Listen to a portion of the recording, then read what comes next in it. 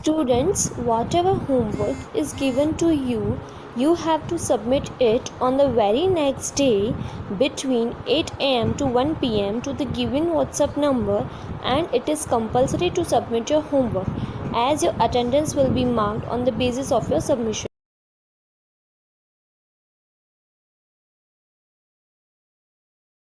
Lateral inversion. Consider man standing in front of a plane mirror.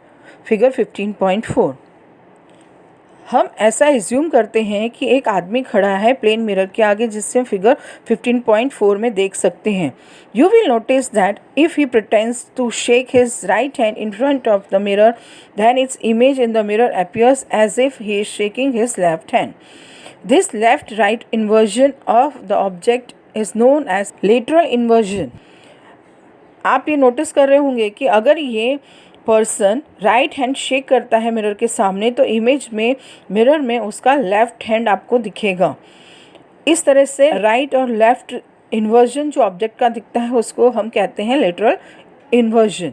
इसका मतलब ये हुआ कि अगर पर्सन मिरर के आगे राइट हैंड ऊपर करता है तो मिरर में उसको इमेज में लेफ़्ट हैंड दिखाई देता है. अगर लेफ़्ट को ऊपर करेगा तो मिरर की इमेज में राइट दिखाई देगा. इस तरह से जो इन्वर्जन है लेफ़्ट और राइट को ऑब्जेक्ट का, उसको हम लेटरल इन्वर्जन कहते हैं.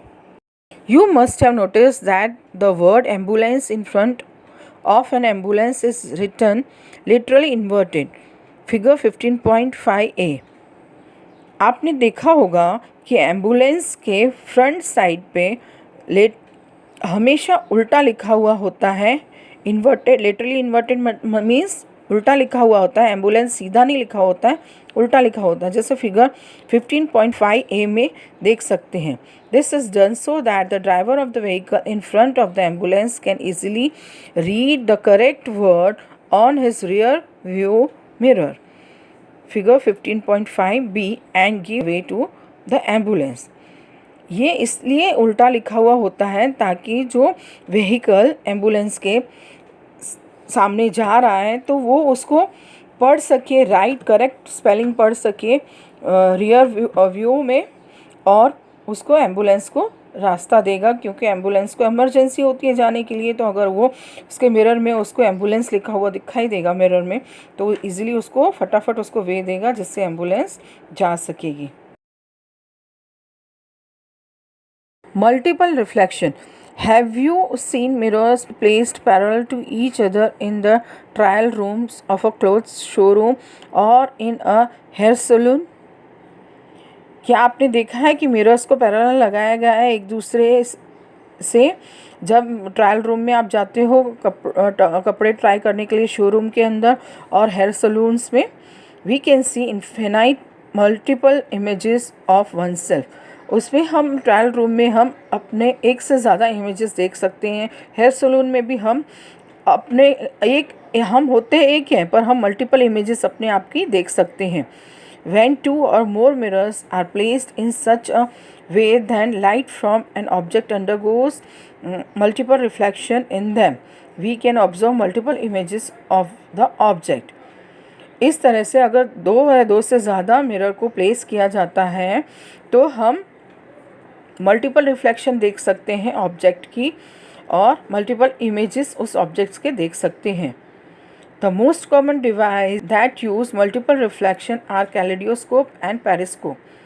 जो सबसे कॉमन डिवाइसेस है जिसमें मल्टीपल रिफ्लेक्शन यूज़ किए जाते हैं वो है kaleidoscope and periscope. Kaleidoscope. The kaleidoscope is a simple device that uses the principle of multiple reflection to create beautiful and colorful patterns. Kaleidoscope एक सिंपल डिवाइस है जिसमें मल्टीपल रिफ्लेक्शन का principal use करके ब्यूटीफुल और colourful patterns prepare किए जाते हैं. The construction of a kaleidoscope is simple. Figure 15.6. ये कंस्ट्रक्शन जो कैलिडोस्कोप का है बहुत ही सिंपल है, जैसे फिगर 15.6 में आप देख सकते हो. 3 plain mirrors are stuck together with a tape so as to form a triangular shaped prism. 3 plane mirrors को एक दूसरे से टेप से चिपका दिए जाते हैं ताकि वो ट्रायंगुलर शेप का प्रिज्म बना सके. When color beads are enclosed at the end, cap made of transparent sheet and seen through the eyepiece. At the other end, colorful patterns are seen due to multiple reflections. Figure 15.7.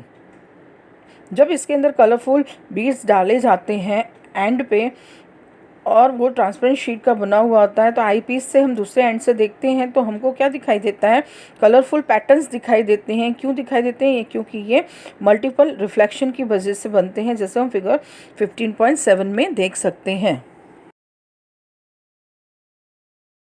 Periscope. A periscope is a device that is used to see objects located at a higher level. Periscope device है जिसे use किया जाता है objects को देखने के लिए जो हायर लेवल पे होते हैं। In periscope 2 mirrors are placed parallel to each other, each being at an angle 45 degree to the corners. Figure 15.8। Periscope में 2 मिरर्स प्लेस किए जाते हैं, लगाए जाते हैं पैरेलल एक दूसरे के, और उनका एंगल होता है 45 डिग्री जो कॉर्नर्स पे होता है।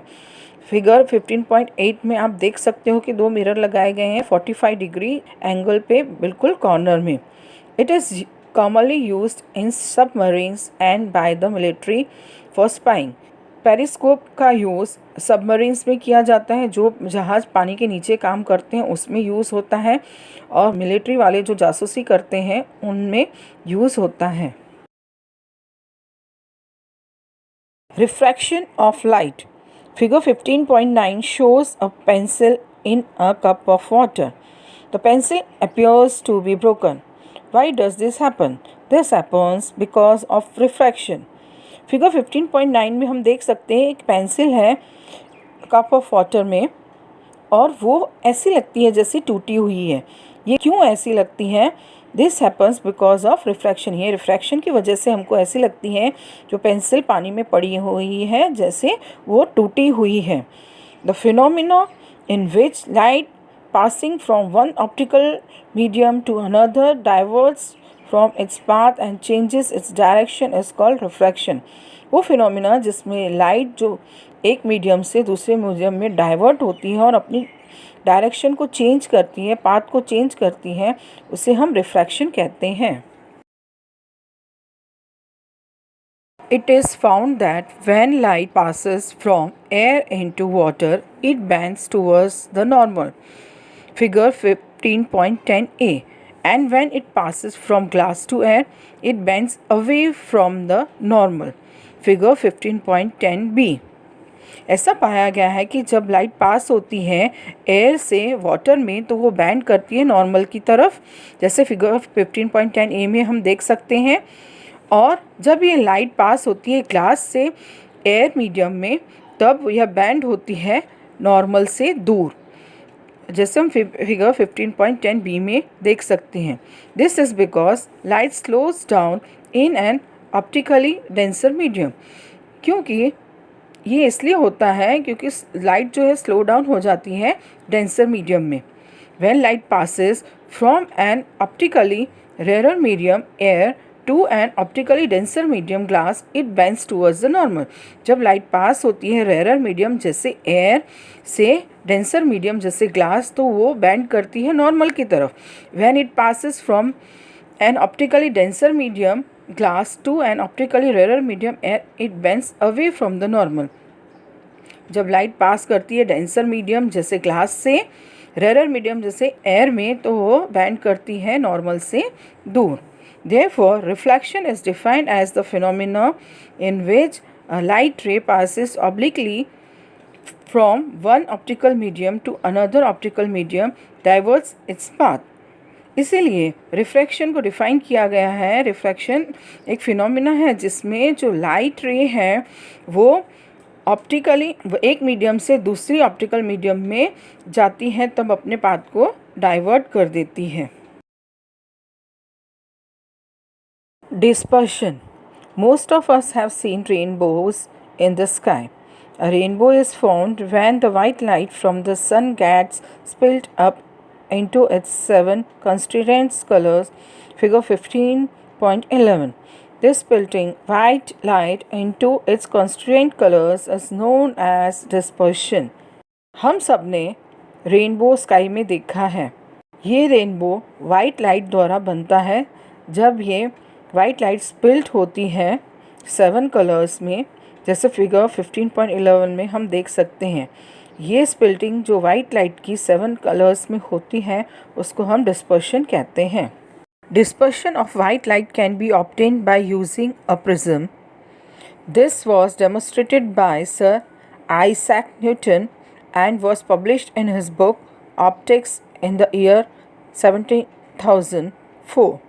ये जो वाइट लाइट की डिस्पर्शन है वो प्रिज्म द्वारा भी प्राप्त की जा सकती है। ये सर आइजैक न्यूटन ने डेमोन्स्ट्रेट किया था अपनी बुक में ऑप्टिक्स में, जो उन्होंने 1704 में लिखी थी।